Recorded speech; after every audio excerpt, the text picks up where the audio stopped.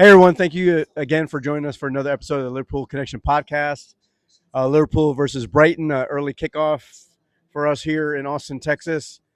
2-2 at the end of the game. David, I'm joined by David. Sorry I didn't introduce you. But anyway, just a frustrating day. But let's start with the lineups. Elliott comes in, Trent comes back in. Um, Nunez up top, just forced because of Gapco being hurt, and obviously Jota on the red card. Yep. So not the I don't think our strongest lineup that we could have fielded, but a strong lineup nonetheless. Your thoughts on the lineup? Yeah, lineup was a necessity. The forward line, especially, didn't have a couple of our forwards available. Elliott was an interesting choice. I think I was kind of anticipating Gravenberch maybe getting a start, getting his first Premier League start, but Elliott starting, I think that probably contributed to the slow start. He didn't have the best start, but yeah, lineup was kind of. It was good to see Trent back. Glad to have Trent back. So. It's intriguing again. Another opportunity to see Endo play the six, push McAllister up with his elbow slide. We've not seen that midfield yet for any amount of time. And McAllister having to play the six again, he just looks so uncomfortable there. And I think it really leads to the first goal and some immaturity on Van Dijk's part. And for some reason, it looked like we wanted to play out of the back today. They weren't really pressing us that high. We played out of the back. Van Dijk tries to give that ball to McAllister. It was a bad pass initially, anyway, but he's surrounded by three players. You have Robbo on the left, wide open. You can go back to Van Dijk or to Allison, and he tries to just put that ball in there. Obviously, it gets stolen. The guy takes a quick shot because Allison's pushed up a little bit, Yeah. and it's a goal because of us. That's our mistake, and it's really immature on our part to do something like that. Yeah, it was a bad decision to play that ball from Virgil. I mean, he with Allison out of position like that, you just can't give the ball away in that position. And you're right, he was surrounded by three Brighton players, central, and just inexcusable that you try to play that ball. He could have played a simple ball. I think that's how we get ourselves in trouble many times. Many of the goals that we give up are kind of decision making goals where we could play a simple pass. We try to play out through the back, especially through the center a lot of times, and that tends to get us in trouble, and it costs us today. So Well, definitely on that first goal. I mean, you just have to look at the decision making on yeah, that. You have an experienced player in Van Dyke, and I said this at the pub. It's like sometimes our egos get in the way. I yeah, think we want to do things, but we force it instead of seeing what the situation is.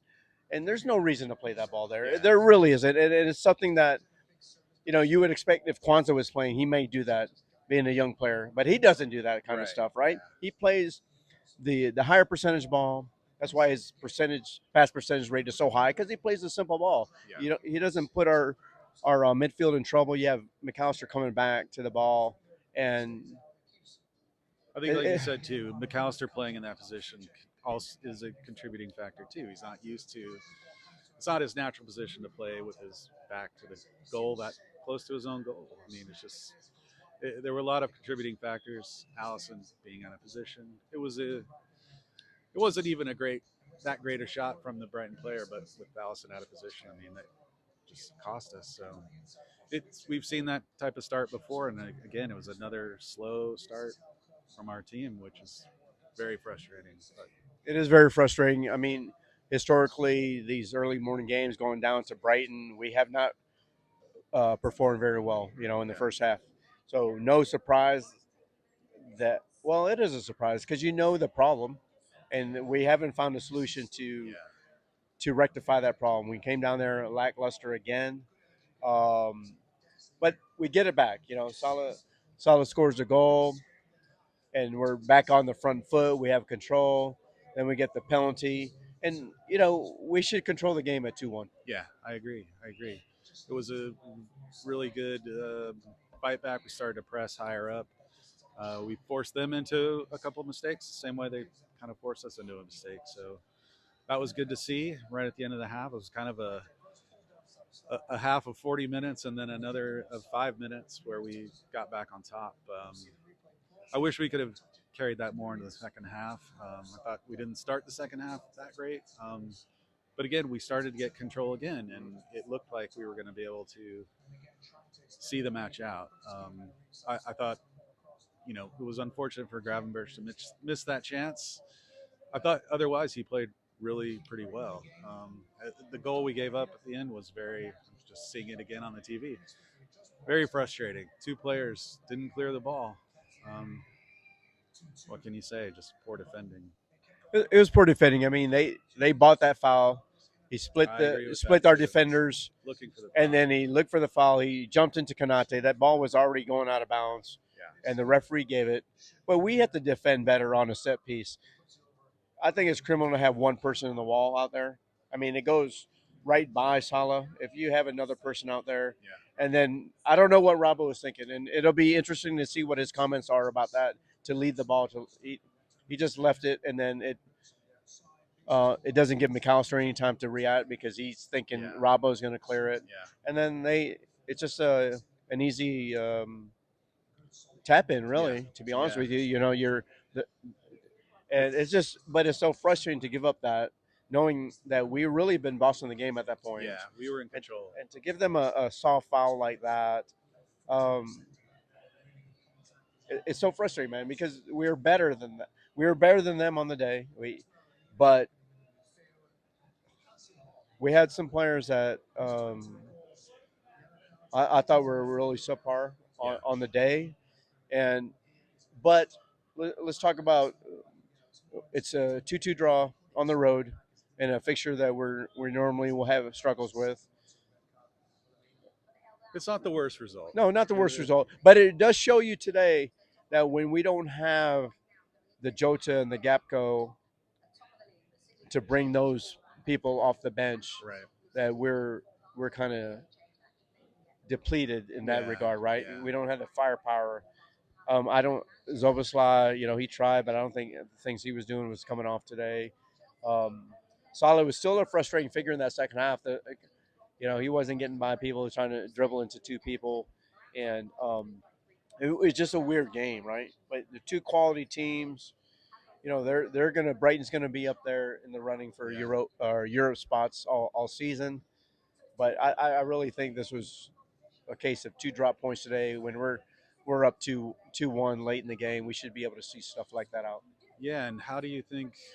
You mentioned Endo not starting, not even getting in the match. I mean, it seems like that match was calling out for a defensive mid at least towards the end of that game.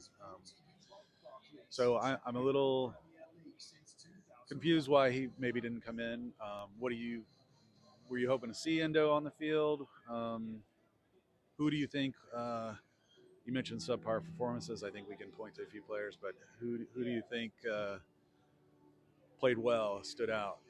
I think Diaz was a constant menace throughout the game. He helped back. He was driving at people. He was helping the defense.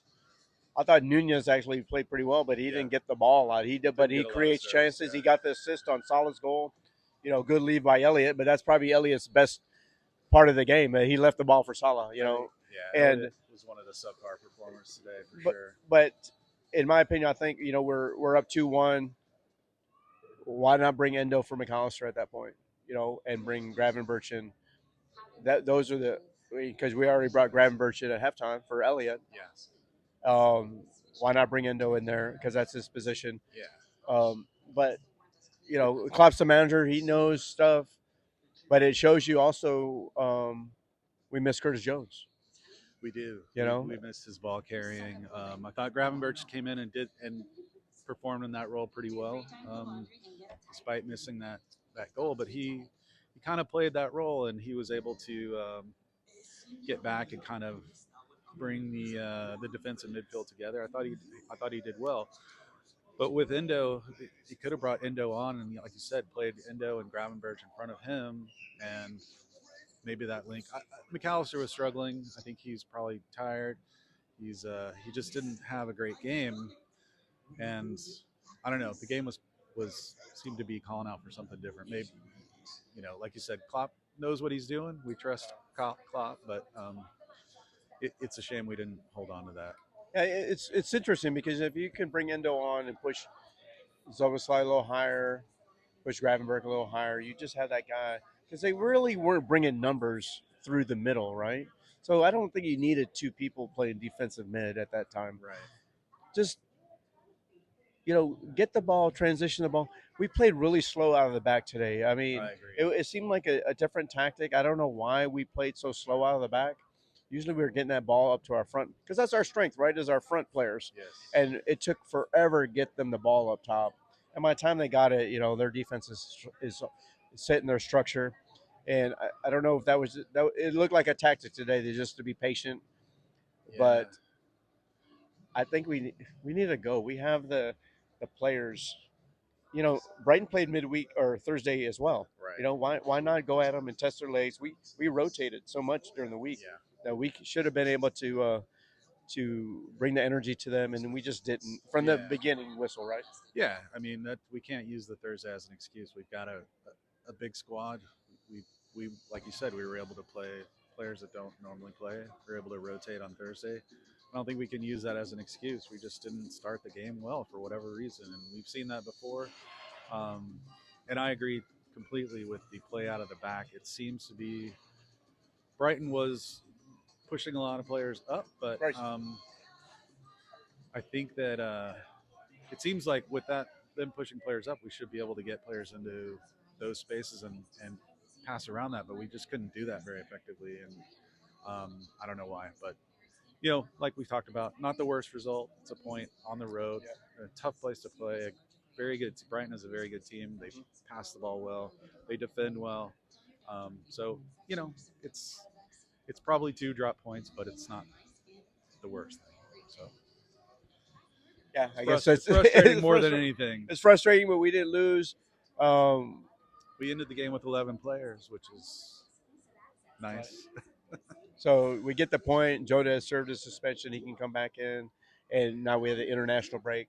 So hopefully Gapco will be healthy after the break. Um, and cross your fingers, no one gets hurt on the international window. Right. And then we come back, and there's still a lot of games to play. We're right in the thick of things. We still have to play City twice, Arsenal twice, and I think this is going to be an exciting season. And it's must see TV actually with these Reds because it's going to be exciting whether we're on defense or offense, right? Yes, absolutely. I mean, it's never boring. We always seem to make these games more exciting than they should be. But again, it's fun to watch, and yeah, a lot of games left, a lot of football to be played. So. Well, there you have it, man. 2-2 draw with Brighton, not the end of the world. The Seagulls, are a quality team, and they're going to be in the thick of things throughout the season, and then we'll be up there. We're going to be banging on the doors for all the trophies. So until next time, thank you guys for joining us. Subscribe, like, put on your notifications. And we also want to make sure that you guys know that the Anfield Rap, our friends from the Anfield Rap are coming here to Austin November 19th. We're going to have a great party over there at Q2 Stadium where the Austin FC plays. So we're going to have a good time. So if you're in the area or if you want to come visit Austin, let us know. Get your tickets because they're going to sell out. So get them as quickly as possible because we're going to have a great time here in Austin. So cheers. Until next time. Thanks for joining us. And up the Reds. Up the Reds.